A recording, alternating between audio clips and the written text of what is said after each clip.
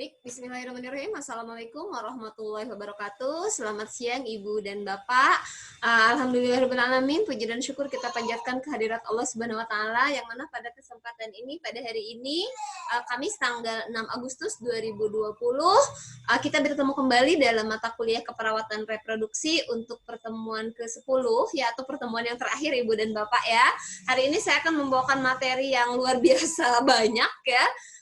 Yang pertama ada kekerasan dalam rumah tangga atau kita kenal dengan KDRT, kemudian kekerasan pada wanita masa kehamilan, termasuk kekerasan pada anak, wanita, kemudian perkosaan, kemudian nanti juga ada KB dan metodenya, kemudian ada kanker serviks, kanker payudara, dan sebagainya. Mari kita lihat untuk tujuan pembelajarannya Ibu dan Bapak ya.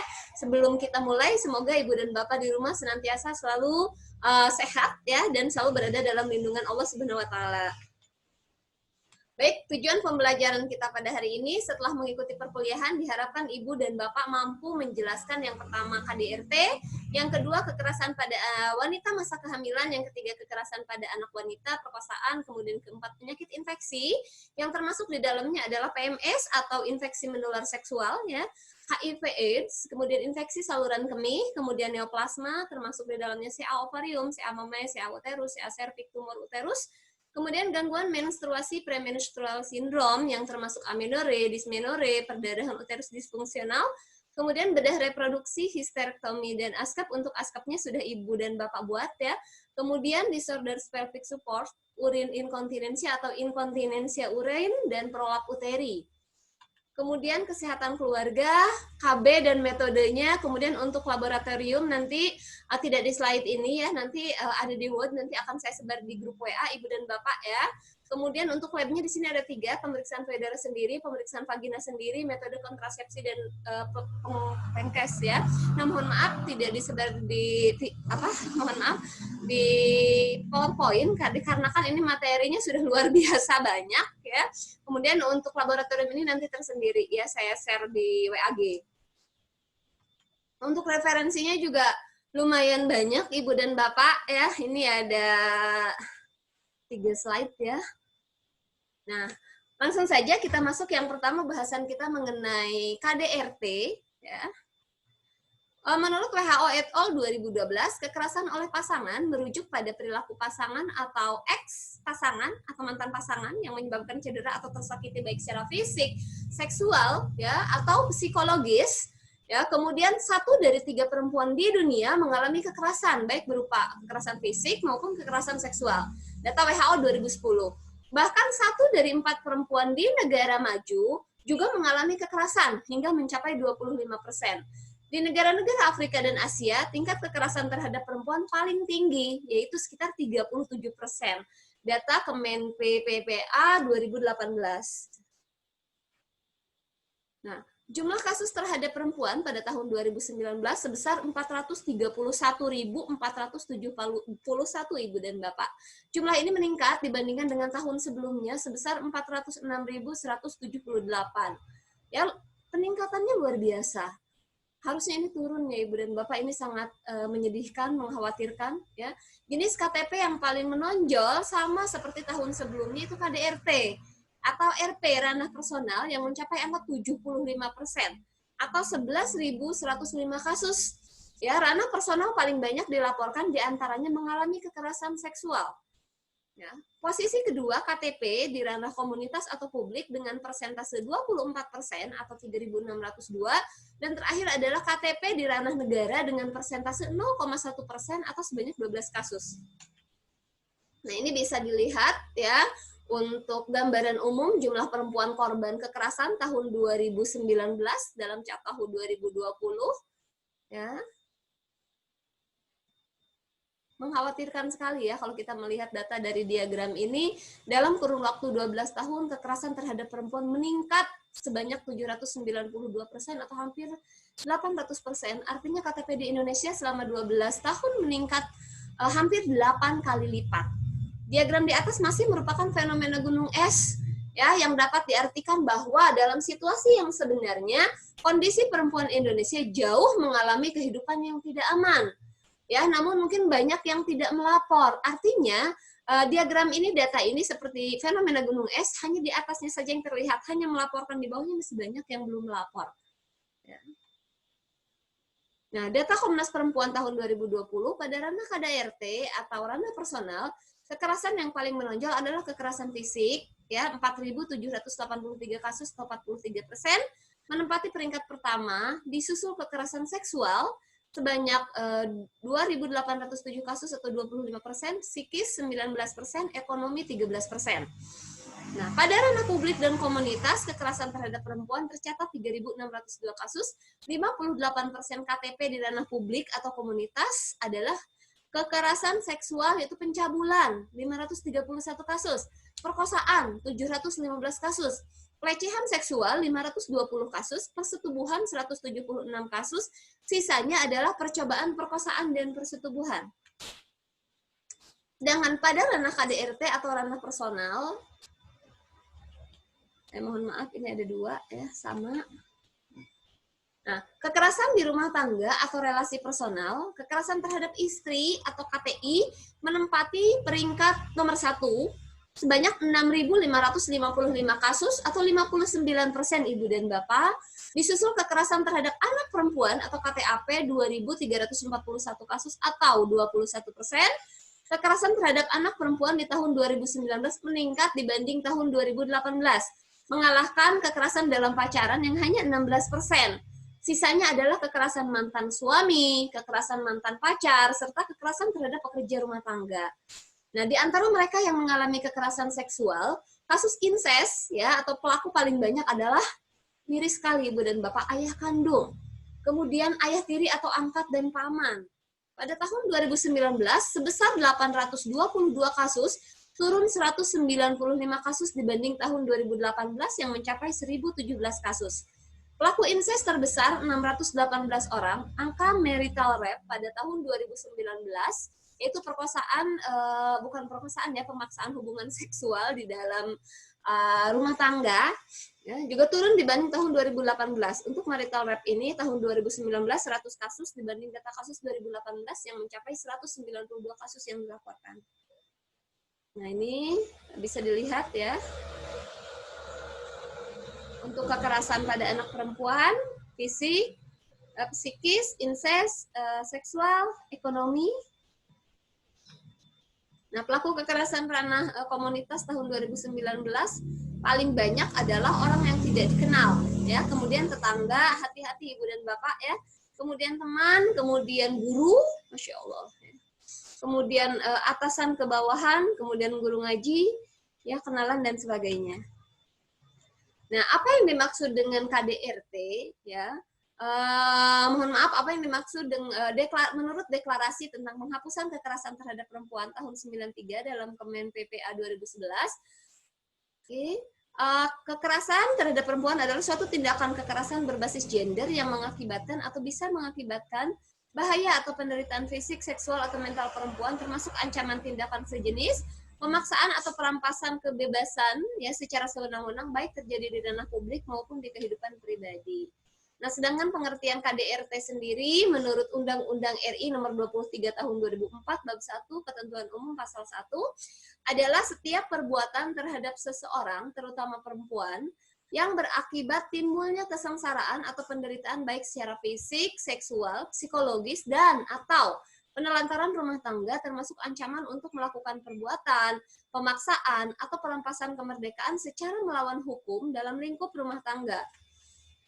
Nah, setiap orang dilarang melakukan kekerasan dalam rumah tangga terhadap orang dalam lingkup rumah tangganya dengan cara, ini ada di Undang-Undang nomor 23 tahun 2004 bab 3 ya, pasal 5, kekerasan fisik, kekerasan psikis, kekerasan seksual, penelantaran rumah tangga itu dilarang oleh Undang-Undang nomor 23 tahun 2004. Nah, adapun yang dimaksud dengan kekerasan fisik ya, pasal 6, bab 3 pasal 6, yaitu perbuatan yang mengakibatkan rasa sakit, jatuh sakit, atau luka berat. Nah, kemudian pasal 7 untuk kekerasan psikis ya, adalah perbuatan yang mengakibatkan ketakutan, hilangnya rasa percaya diri, hilangnya kemampuan untuk bertindak, rasa tidak berdaya, kemudian dan atau penderitaan psikis berat pada seseorang. Nah, sedangkan pasal 8 untuk kekerasan seksual, ya, artinya yang pertama adalah pemaksaan hubungan seksual yang dilakukan terhadap orang yang menetap dalam lingkup rumah tangga. Kemudian yang kedua, pemaksaan hubungan seksual terhadap salah seorang dalam lingkup rumah tangganya dengan orang lain untuk tujuan komersial atau tujuan tertentu. Nah, kekerasan dalam rumah tangga mencakup kekerasan yang dilakukan oleh pasangan dan anggota keluarga lainnya, yang diwujudkan melalui apa saja kekerasan fisik, contohnya menampar, memukul, memutar lengan, menikam, mencekik, membakar, menendang, ancaman dengan benda atau senjata itu masuk ibu bapak, dan pembunuhan. Ya, ini juga termasuk praktek berbahaya bagi perempuan seperti mutilasi alat kelamin perempuan, ya, dan sebagainya. Kekerasan seksual seperti pemaksaan hubungan seksual melalui ancaman, intimidasi, atau kekuatan fisik, memaksakan hubungan seks yang tidak diinginkan, atau memaksa hubungan seksual dengan orang lain. Kekerasan psikologis meliputi perilaku yang dimaksudkan untuk mengintimidasi dan menganiaya, dan bentuk ancaman berupa ditinggalkan atau disiksa, dikurung di rumah, ancaman untuk mengambil hak asuh anak-anak, penghancuran benda-benda, isolasi, agresi verbal, dan penghinaan terus-menerus. Kekerasan ekonomi termasuk tindakan menolak memberikan uang belanja, nah kemudian menolak memberikan makan dan kebutuhan dasar, dan mengendalikan akses terhadap pekerjaan dan lain-lain. Nah, sedangkan kekerasan yang terjadi di masyarakat umum, yaitu kekerasan yang terjadi di masyarakat umum yang mencakup pemerkosaan, pelecehan seksual, dan intimidasi di tempat kerja, institusi pendidikan dan tempat lain, perdagangan wanita, dan pelacuran paksa. Sedangkan kekerasan yang dilakukan oleh negara dapat berupa kekerasan fisik, seksual, dan psikologis secara institusi atau kelembagaan dimanapun itu terjadi.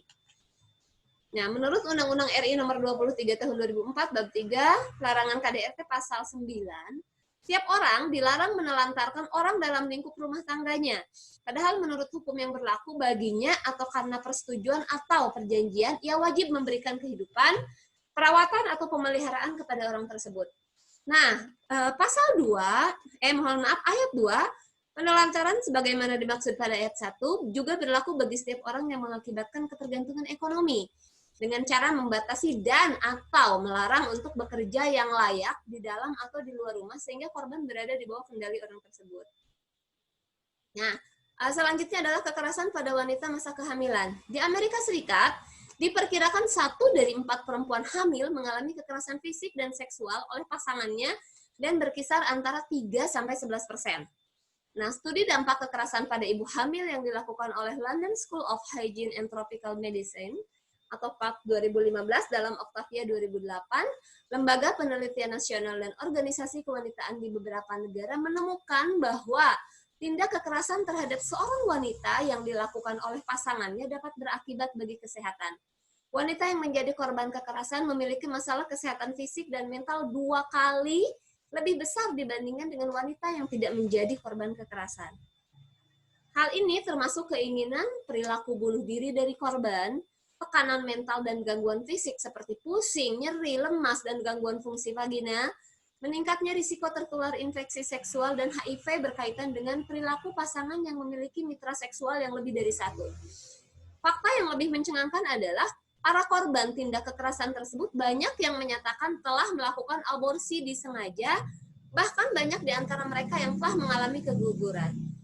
Ya, kemudian penelitian Hakimi et al. 2004 di Indonesia tentang jumlah wanita hamil yang mengalami kekerasan dari 765 wanita korban kekerasan di Jawa Tengah, sebesar 26% dalam kondisi hamil. Ya, bentuk kekerasan yang dialami saat hamil meliputi 38,4% kekerasan emosional, kemudian 3,8% kekerasan fisik, 26,9% kekerasan seksual, 30% kekerasan fisik dan seksual.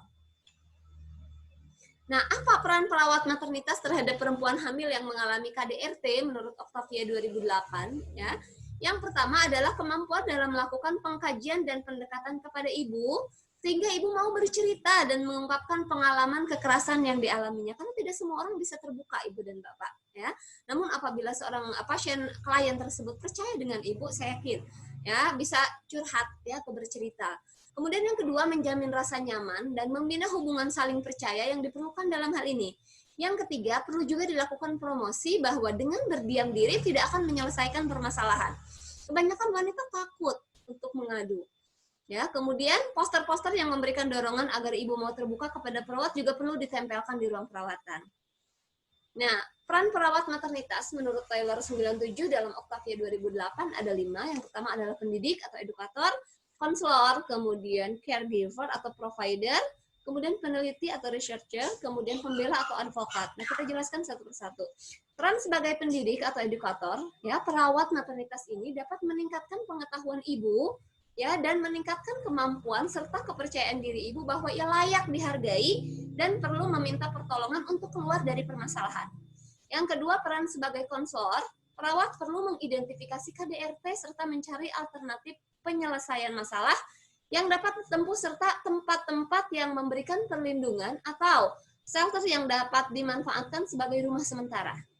Peran sebagai caregiver atau provider, kemampuan dalam melakukan pengkajian dan pendekatan kepada ibu sehingga mau bercerita dan mengungkapkan pengalaman kekerasan yang dialaminya, menjamin rasa nyaman dan membina hubungan saling percaya, memberikan dukungan emosional seperti menerima, memahami, merangkul, membuka diri, membina situasi akrab, mendengarkan, mensupport, mengkaji realitas, identifikasi, dan juga perhatian terhadap fisik.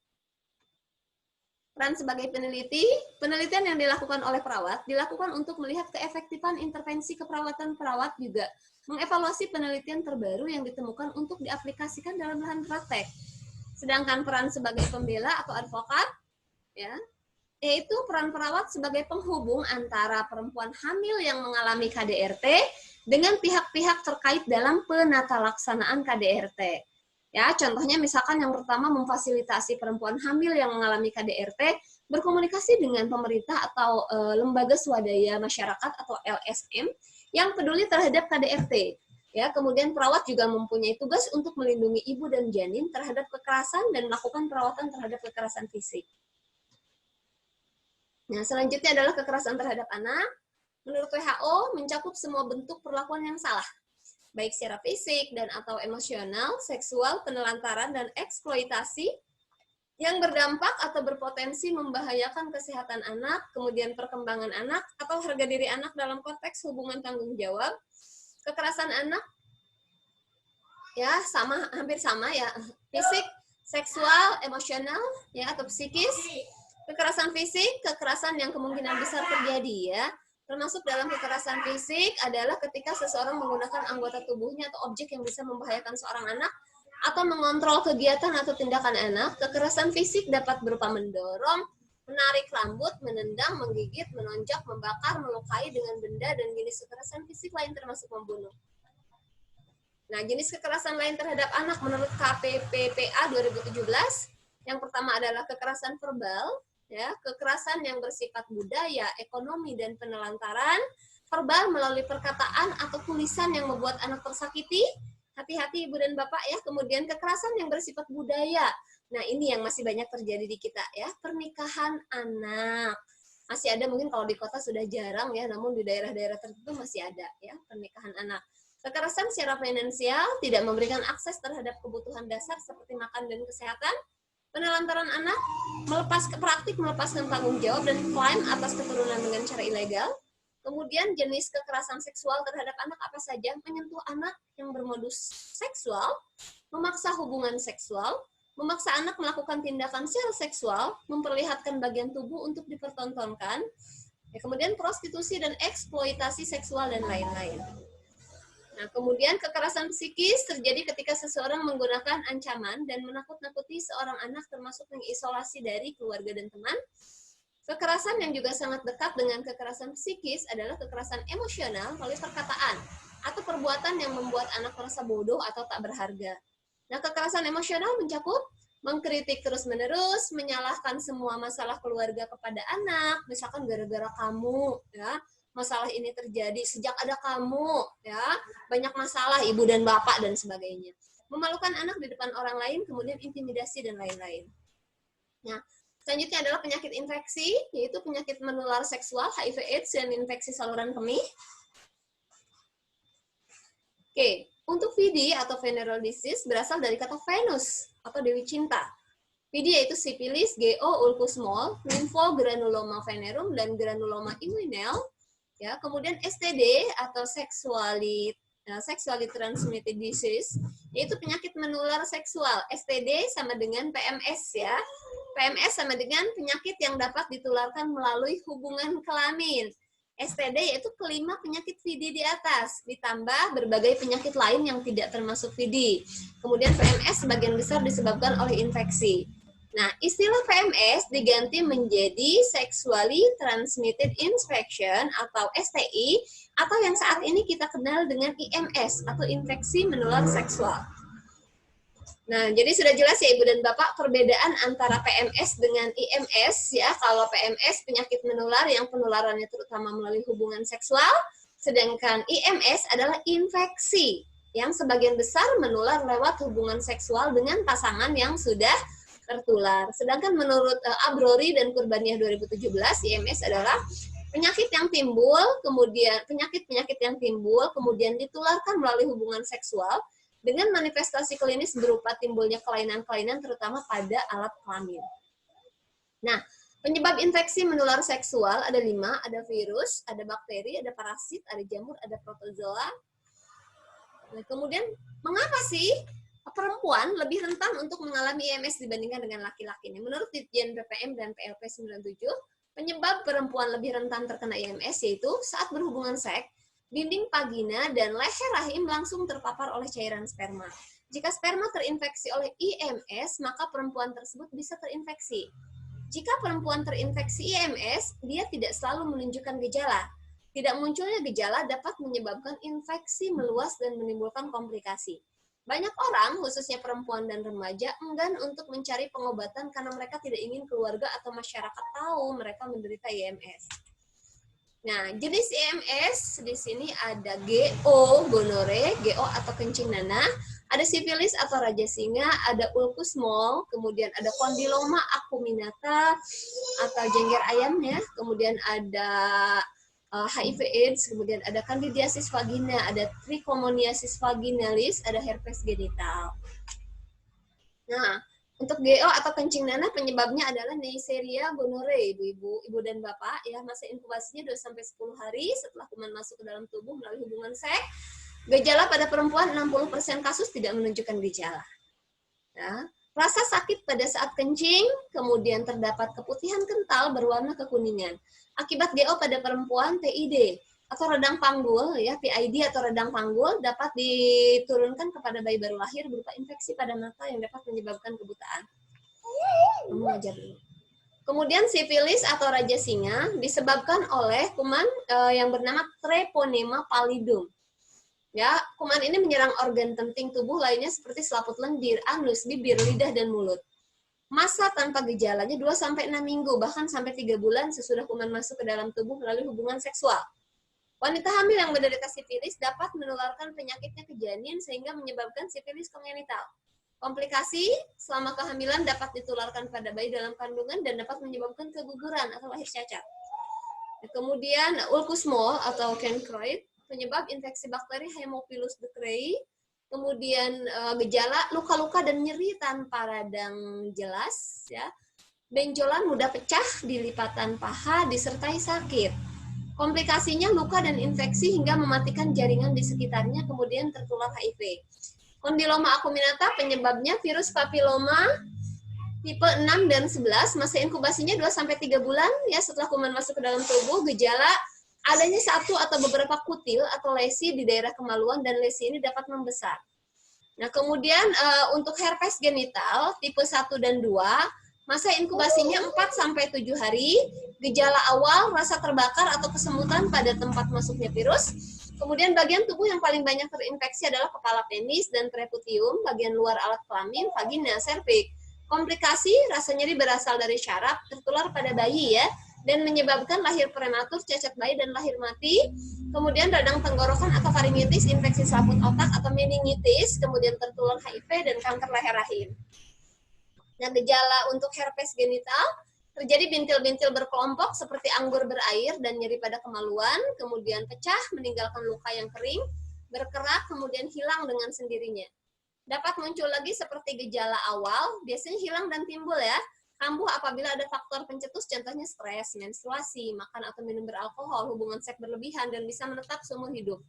Membesarnya kelenjar getah bening di selangkangan, kemudian sulit buang air kecil. Nah, sedangkan untuk trichomoniasis vaginalis, penyebabnya protozoa Trichomonas vaginalis, masa inkubasi 3-28 hari, gejala pada wanita keputihan encer, berwarna kekuningan, kemudian berbusa dan berbau busuk, pulpa agak membengkak, kemerahan, gatal, dan mengganggu. Komplikasi lecet di sekitar kemaluan, terjadi kelahiran prematur dan tertular HIV. Nah, untuk yang kandidiasis atau jamur vagina, penyebabnya adalah jamur Candida albicans. Pada umumnya terdapat di susu dan vagina. Gejalanya keputihan menyerupai keju disertai lecet, rasa gatal dan iritasi di daerah bibir kemaluan dan berbau khas, akibatnya dapat memudahkan penularan HIV. Nah, selanjutnya adalah HIV/AIDS ya. HIV atau Human Immunodeficiency Virus adalah virus yang menyerang sistem kekebalan tubuh. Penyebab HIV adalah Human Immunodeficiency Virus, atau sedangkan AIDS adalah Acquired Immune Deficiency Syndrome. Acquired itu artinya didapat ya, jadi ini bukan penyakit keturunan, tapi didapat. Imun berarti sistem kekebalan tubuh, defisiensi diakibatkan oleh kekurangan, sindrom kumpulan berbagai gejala. Jadi AIDS ini yaitu sekumpulan gejala berkurangnya kemampuan pertahanan diri yang disebabkan oleh masuknya virus HIV. Nah, estimasi jumlah orang dengan HIV di Indonesia pada tahun 2018 sebanyak 641.675 orang. Dengan jumlah infeksi baru sebanyak 46.372 orang dan kematian sebanyak 38.734 orang. Tinggi ya Ibu dan Bapak, ini bisa kita lihat ya. Pada laki-laki HIV positif dan AIDS lebih tinggi kejadiannya pada laki-laki dibandingkan dengan perempuan.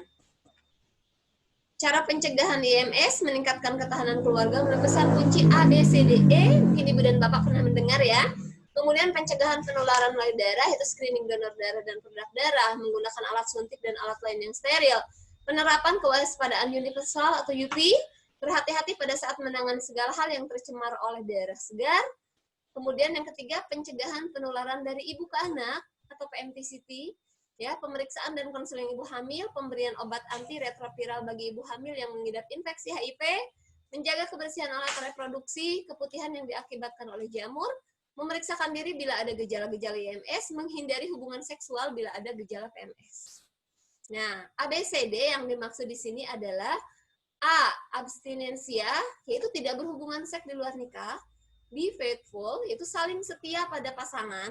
C, kondom, penggunaan kondom saat berhubungan seksual. D, don't use drug, tidak memakai narkoba. Kemudian E, equipment, yaitu menggunakan peralatan yang steril. Nah, selanjutnya adalah ISK atau infeksi saluran kemih. Menurut National Kidney and Urologic Disease Information Clearinghouse atau NKUDIC, ya, ISK merupakan penyakit infeksi kedua tersering setelah infeksi saluran pernapasan. Dan sebanyak 8,3 juta kasus dilaporkan per tahun. Infeksi saluran kemih dapat menyerang pasien dari segala usia, mulai dari bayi baru lahir hingga orang tua. Ya, infeksi ISK ini adalah salah satu penyakit infeksi di mana jumlah bakteri urea berkembang biak dengan jumlah kuman biakan urin lebih dari 100.000 per mili urin. Infeksi saluran kemih disebabkan oleh berbagai macam bakteri, E. coli, Klebsiella, SP, Proteus SP, Providencia, Citrobacter, P. aeruginosa, Acinetobacter, Enterococcus faecalis, dan Staphylococcus saprophyticus, namun sekitar 90% dari semua bakteri tersebut ya untuk ISK ini secara umum disebabkan oleh Escherichia coli. Nah, selanjutnya adalah kesehatan keluarga. Asuhan keperawatan keluarga, salah satunya adalah asuhan keperawatan keluarga dengan lansia.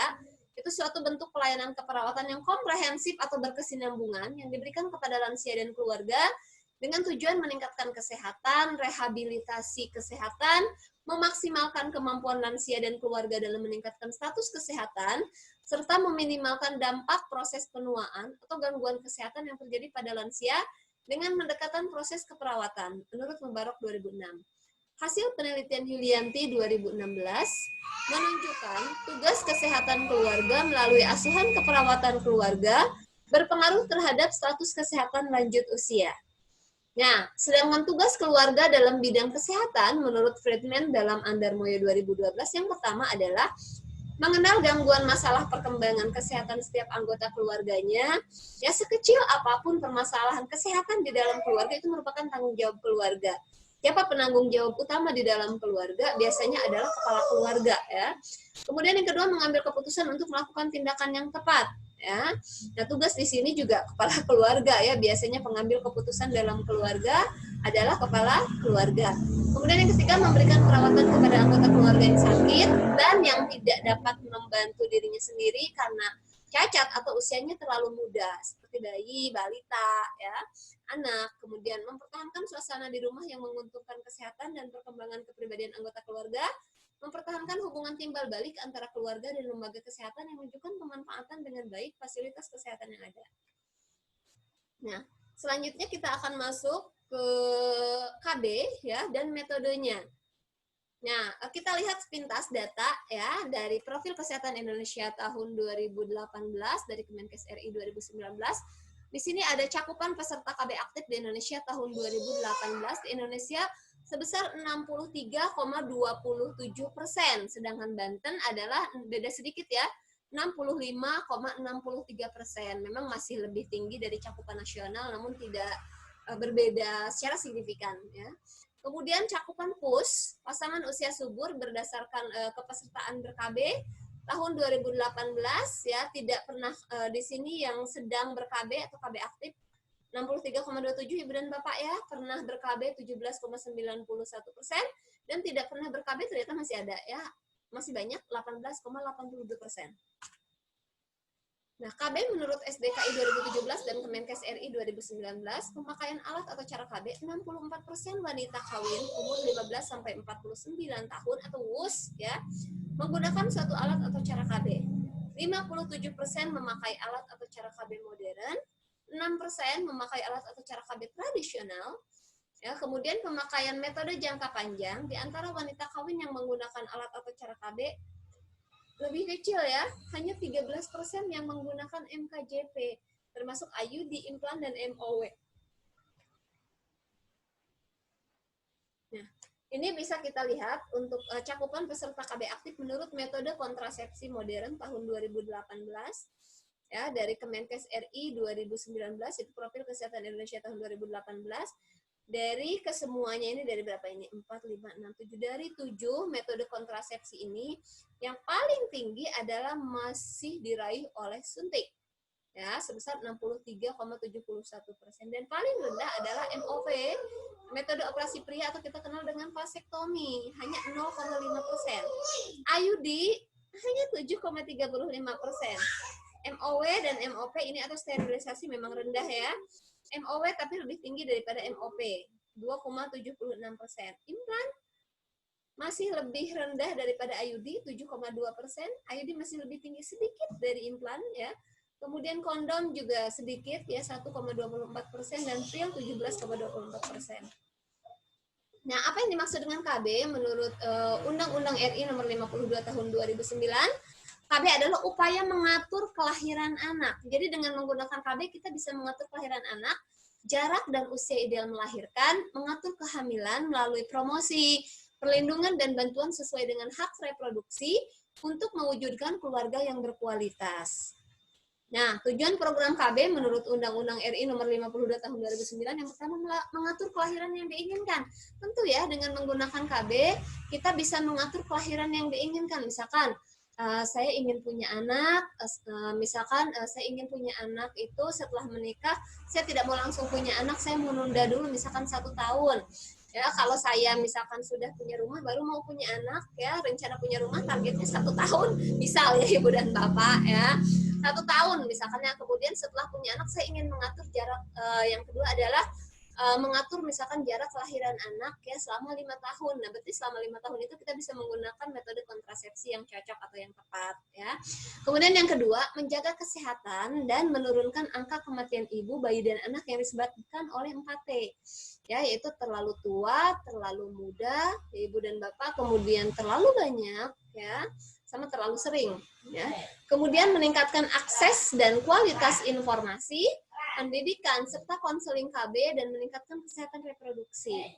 Ya, salah satu untuk meningkatkan kesehatan reproduksi dengan ber-KB kita bisa mengatur jarak dan salah satu jarak kelahiran yang sehat misalkan yang disarankan adalah lebih dari 2 tahun. Ya, kemudian meningkatkan partisipasi dan kesertaan pria dalam praktek KB, mempromosikan penyusuan bagi bayi sebagai upaya menjarangkan jarak kehamilan. Ya, dengan KB ini kita bisa menggunakan KB sederhana, nanti akan kita bahas, yaitu yang disebut dengan MAL, metode amenorrhea laktasi. Nah, namun untuk MAL ini apabila si ibu ada syaratnya yaitu menyusui dengan efektif ya ASI minimal lebih dari 8 kali sehari. Nah, pentingnya manfaat ber-KB yang pertama mengatur jarak dan mencegah kehamilan agar tidak terlalu lapar, minimal 2 tahun setelah melahirkan, ya, meningkatkan kesehatan reproduksi juga tentunya, ya, mencegah kehamilan yang tidak diinginkan, ya. KTD bukan hanya yang belum menikah, tapi bagi yang sudah menikah pun ya banyak alasan, banyak faktor, misalkan dari segi ekonomi dan sebagainya. Ya, menjaga dan meningkatkan kesehatan ibu, bayi, dan balita. Ibu memiliki waktu dan perhatian yang cukup untuk dirinya sendiri, anak, dan keluarga. Nah, sasaran pelaksanaan program KB adalah PUS, yaitu pasangan usia subur, yaitu pasangan suami istri yang terikat dalam perkawinan yang sah, yang istrinya berumur antara 15 sampai 49 tahun. Nah, metode kontrasepsi, di sini ada metode kontrasepsi sederhana, yang meliputi metode kontrasepsi sederhana ini ada 2, ada dengan alat, ya, ada tanpa alat. Yang dengan alat adalah kondom, diafragma, dan spermisida. Kemudian tanpa alat, metode amenorrhea laktasi, ya, coitus interruptus, ya, atau berhubungan seks namun spermanya dikeluarkan tidak di vagina atau di luar. Kemudian metode kalender, ya, untuk metode kalender ini bisa kalian lihat dari menggunakan tanggal pada masa subur, ya. Kemudian metode suhu basal badan, simptotermal, yaitu perpaduan antara suhu basal dan lender septik. Nah, kemudian yang kedua adalah metode kontrasepsi hormonal, yaitu ada 2 kombinasi, yaitu isinya hormon progesteron dan estrogen sintetik, ada pil, ada suntikan. Kemudian kontrasepsi hormon progesteron, ada pil, kemudian ada suntik. Ya, kalau untuk suntik yang progesteron saja itu yang 3 bulan, kalau yang kombinasi 1 bulan ya. Kemudian ada implan. Metode kontrasepsi dengan AKDR, ada AKDR yang mengandung hormon atau progesteron sintetik dan AKDR tidak mengandung hormon, tapi lebih banyak AKDR yang tidak menggunakan hormon ya. Nah, kemudian metode kontrasepsi mantap atau kontap ada 2, ada MOW yang kita kenal dengan vasektomi, ada MOP yang kita kenal dengan vasektomi. Sedangkan metode kontrasepsi darurat ada 2, yaitu bisa menggunakan pil, bisa menggunakan AKDR. Nah, ini untuk contoh kontrasepsi kombinasi, yaitu ada pil kombinasi, ya, kemudian mengandung hormon estrogen dan progesteron, kemudian ada suntikan kombinasi, yaitu suntikan 1 bulan ya. Kemudian suntikan yang progesteron saja atau suntik 3 bulan ya. Tapi ingat ya, untuk metode kontrasepsi ini tidak melindungi dari HIV maupun AIDS. Ini contoh kondom. Kondom mencegah kehamilan, hanya kondom yang mencegah kehamilan, hanya kondom yang mencegah IMS ya, termasuk HIV atau AIDS. Sangat efektif bila digunakan setiap kali bersenggama. Ya, MAL, metode kontrasepsi dengan menyusui, berarti sering memberi ASI siang dan malam, baik tidak diberi makan dan minum ya. Kemudian efektif 6 bulan sejak persalinan atau jika belum mendapatkan haid, namun tidak melindungi terhadap HIV atau AIDS. Nah, kita kenal ada MKJP ya Ibu dan Bapak. MKJP itu metode kontrasepsi jangka panjang, ini metode kontrasepsi yang efektif, terdiri dari AKDR, implan atau AKBK, MOW, dan MOP. Nah, ini untuk yang AKDR ya. Alat kontrasepsi berbentuk kecil, silastis, dengan lengan atau kawat tembaga di sekitarnya yang dipasang di dalam rahim yang memberikan perlindungan jangka panjang terhadap kehamilan. Paling lama itu maksimal adalah 10 tahun, namun ada juga yang 5 tahun, ada juga yang biasanya 8 tahun, tergantung ya Ibu dan Bapak. Nah, ini contohnya, contoh dari bentuk atau jenis IUD. Nah, kemudian ini tadi sudah dijelaskan ya, cakupan peserta KB untuk NKJP di Indonesia itu masih rendah, hanya 17,80%. Nah, untuk cara kerja AKDR tentunya menghambat sperma masuk ke tuba falopi, ya, mencegah sperma dan sel telur, mempengaruhi proses pembuahan atau fertilisasi, mencegah perlekatan sel telur. Manfaatnya, efektivitas tinggi Ibu dan Bapak, satu kegagalan dalam 125 sampai 170 kehamilan. Jadi mungkin Ibu dan Bapak ada yang berkata, saya pakai KB kok, pakai IUD kok gagal. Ya, ini dikatakan ya satu kegagalan dalam 125 sampai 170 kehamilan. Efektif langsung ya setelah dipasang, metode jangka panjang, efektif karena tidak perlu mengingat-ingat tanggal, tidak mempengaruhi hubungan seksual, meningkatkan kenyamanan seksual karena tidak perlu takut untuk hamil, tidak ada efek samping hormonal, ya, karena tidak menggunakan hormonal ya Ibu dan Bapak, kemudian tidak mempengaruhi kualitas dan volume ASI, kemudian dapat dipasang segera setelah melahirkan, biasanya kurang dari 48 jam ya atau 2 hari, atau sesudah keguguran jika tidak ada infeksi, dapat digunakan sampai menopause, tidak ada interaksi dengan obat-obat, membantu mencegah kehamilan ektopik. Nah, efek sampingnya perubahan siklus haidnya lebih lama dan banyak, perdarahan spotting saat haid lebih sakit, tidak mencegah IMS atau HIV/AIDS, tidak baik digunakan pada perempuan dengan IMS atau sering berganti pasangan ya. Kemudian diperlukan pemeriksaan panggul. Selanjutnya adalah implan menurut Handayani 2010. Jenis alat kontrasepsi yang berupa susuk yang terbuat dari sejenis karet silastik yang berisi hormon yang dipasang pada lengan atas. Ini cara kerja implan. Ya. Kemudian manfaat implan, daya gunanya tinggi, kegagalan 0,2 sampai 1 kehamilan per 100 perempuan. Ya, masih lebih efektif IUD ya kalau kita lihat dari angka kegagalannya ya. Bebas dari pengaruh estrogen, tidak mengganggu ASI. Ya, dapat dicabut setiap saat sesuai kebutuhan. Biasanya untuk implan ini yang saat ini ada jangka waktunya adalah selama 3 tahun. Ya, namun baik IUD maupun implan walaupun jangka waktunya panjang ya, namun bisa apabila ibu dan bapak berubah pikiran, misalkan ingin hamil sebelum 3 tahun, bisa dicabut kapan saja. Nah, efek sampingnya spotting, darah haid lebih banyak, tidak menstruasi atau amenorrhea. Efek samping nyeri kepala, peningkatan atau penurunan BB, berat badan, nyeri payudara, perasaan mual, pening atau pusing kepala. Efek samping ya perubahan mood, kemudian klien tidak dapat menghentikan sendiri, efektivitas menurun bila menggunakan obat TBC, tidak bisa digunakan berbarengan dengan obat TBC dan epilepsi Ibu dan Bapak ya, karena dapat mengurangi efektivitas dari KB ini. Kemudian MOW atau kita kenal dengan tubektomi, efektif dan permanen, aman dan sederhana ya, tidak ada efek samping, konseling dan persetujuan mutlak diperlukan. Prosedur bedah sukarela Ibu dan Bapak ya, untuk menghentikan fertilitas seorang perempuan. Nah, cara kerjanya bisa dengan mengikat dan memotong atau memasang cincin sehingga sperma tidak dapat bertemu dengan ovum. Jenis MOW ada mini laparotomi dan ada laparoskopi. Nah, syarat tubektomi usia lebih dari 26 tahun, mungkin yang terbaru lebih dari 30 tahun ya, sudah mempunyai anak lebih dari 2, yakin telah mempunyai besar keluarga yang sesuai, pada kehamilannya akan menimbulkan risiko yang serius, kemudian setelah persalinan, setelah keguguran, paham dan secara sukarela ya.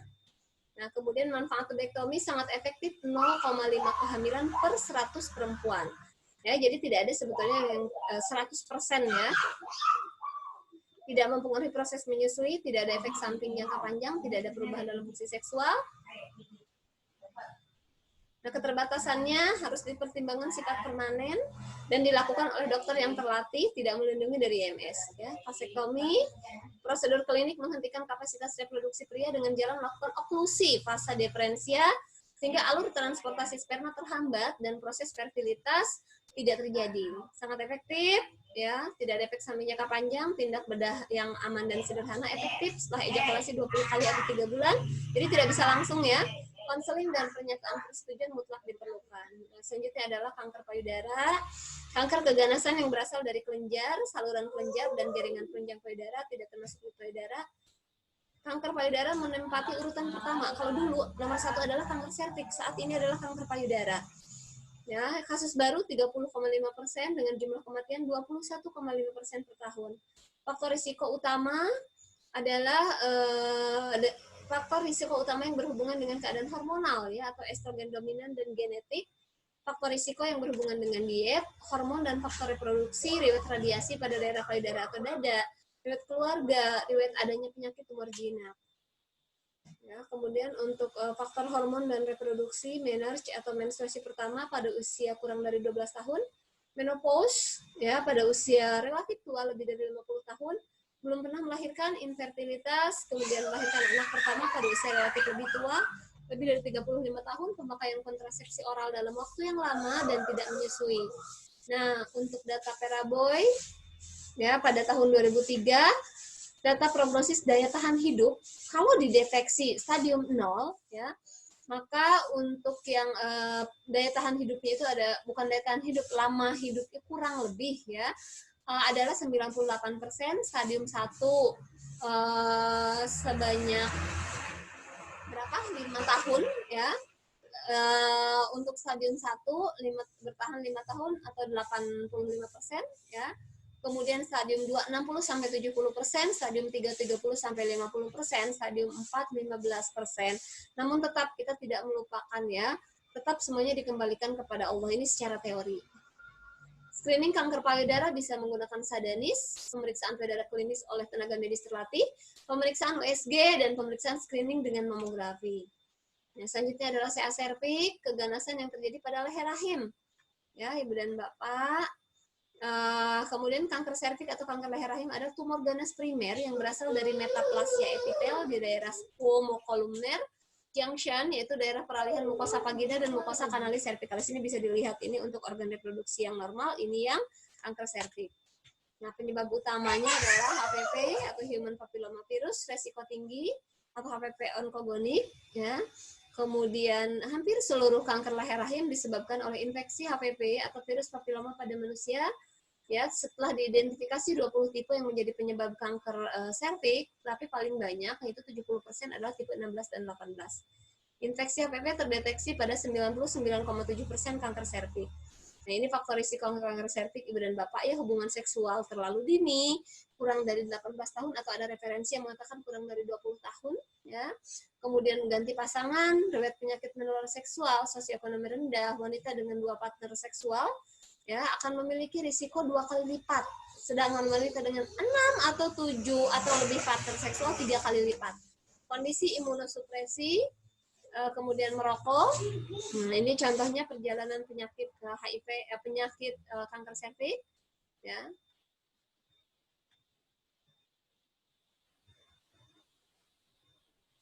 Oke, kemudian displasia ringan, displasia sedang dan berat, displasia berat ya. Butuh waktu bertahun-tahun.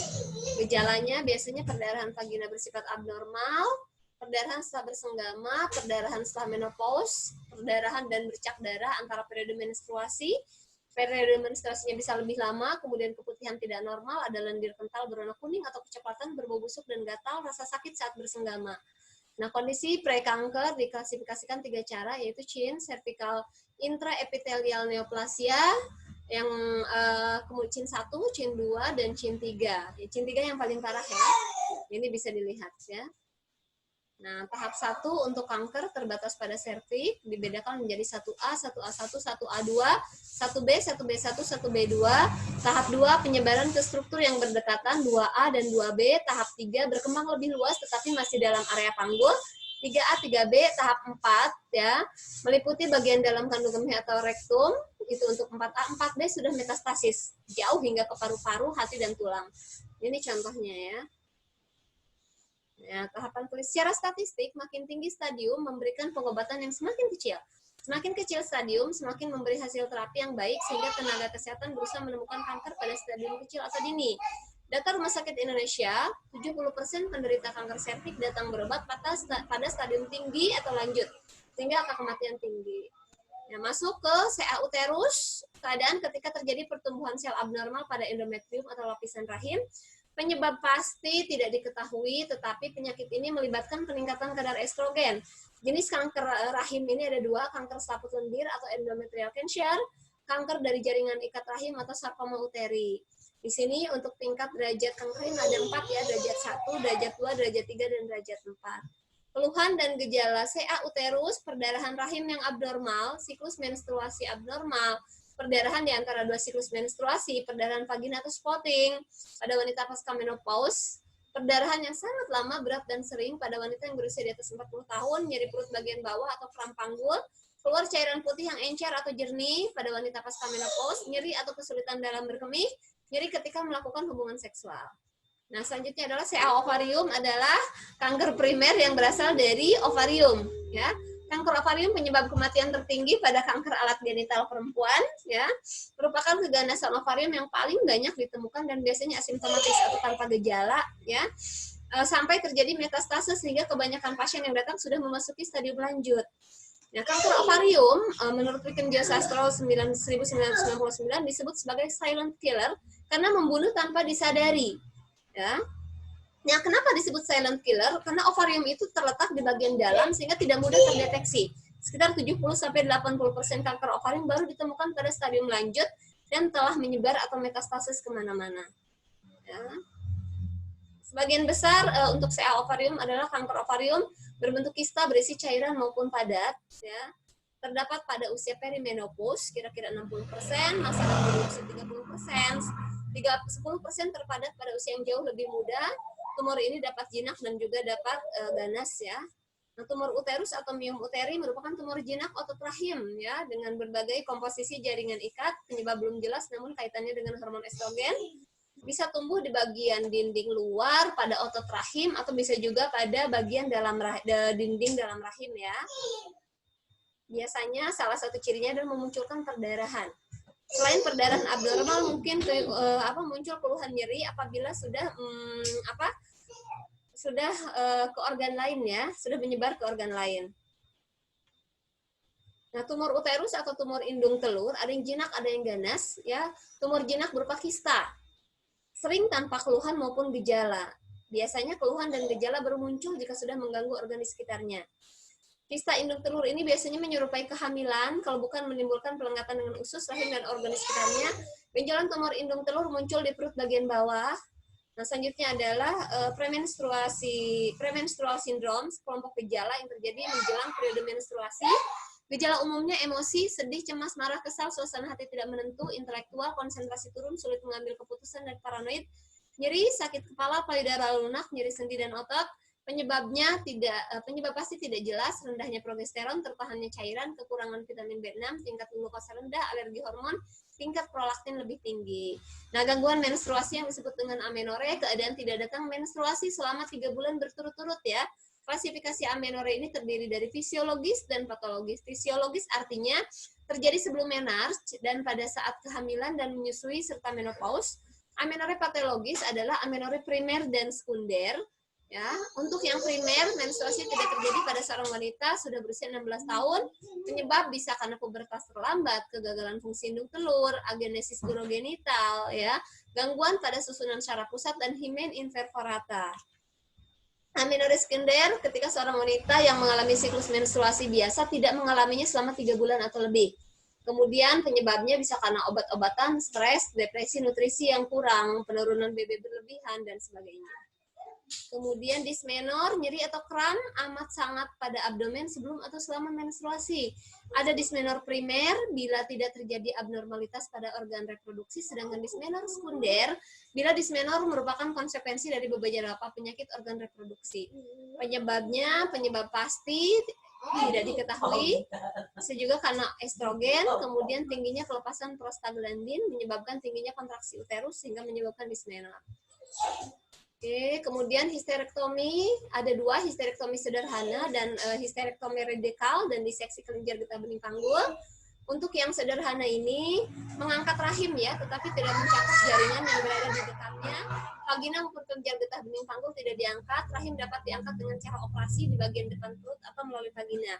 Sedangkan radikal, pada operasi ini dokter bedah akan mengangkat seluruh rahim, jaringan yang ada di dekatnya, vagina bagian atas yang berbatasan dengan leher rahim, dan beberapa kelenjar getah bening yang berada di daerah panggul. Operasi ini paling sering dilakukan melalui pemotongan bagian depan perut, ya, bukan melalui vagina. Nah, ini contoh dari histerektomi, Ibu dan Bapak. Kemudian inkontinensia urein biasanya terjadi setelah melahirkan pervaginam spontan 21% ya. Wanita mengalami ini. Biasanya pada ibu muda dan pertengahan, prevalensi meningkat seiring dengan bertambahnya usia. Kebocoran urin secara involunter, tanda utama sering terjadi ketika batuk, tertawa, dan berolahraga. Kemudian prolaps uteri, turun atau menonjolnya dinding vagina ke dalam liang vagina atau keluar introitus vagina yang diikuti oleh organ panggul, ya baik itu uterus, kandung kemih, usus atau rektum. Nah, faktor risiko prolaps uterus bisa faktor obstetri dan non obstetri. Untuk derajat prolaps uteri juga ada derajat 0 sampai dengan derajat 4 ya. Nah, kemudian untuk studi Women Health Initiative di Amerika 41% usia 50 sampai 79 tahun mengalami prolap organ panggul atau POP. Hasil penelitian Hamamah 2013 di RSUP Dr. Sarjito, 30 kasus prolap uteri yang dirawat di bangsal obstetri ginekologi dari Januari sampai Desember 2013. Frekuensi terbanyak pada pasien usia 45 sampai 64 tahun, 48,4%, paritas lebih dari 2, 73,3%, menopause 73%, jumlah persalinan vaginal lebih dari 2, 73%. Gangguan yang paling sering dialami adalah keluhan terasa benjolan di jalan lahir ya, 73,3%, derajat prolap yang paling banyak kalau derajat 4 atau 43%. Tata laksananya ada 2, ada konservatif dan operatif. Baik Ibu dan Bapak, itu yang dapat saya sampaikan untuk pertemuan ke-10 hari ini. Saya mengucapkan terima kasih atas perhatiannya. Mohon maaf atas segala kekurangannya. Wabillahi taufiq wal hidayah. Wassalamualaikum warahmatullahi wabarakatuh.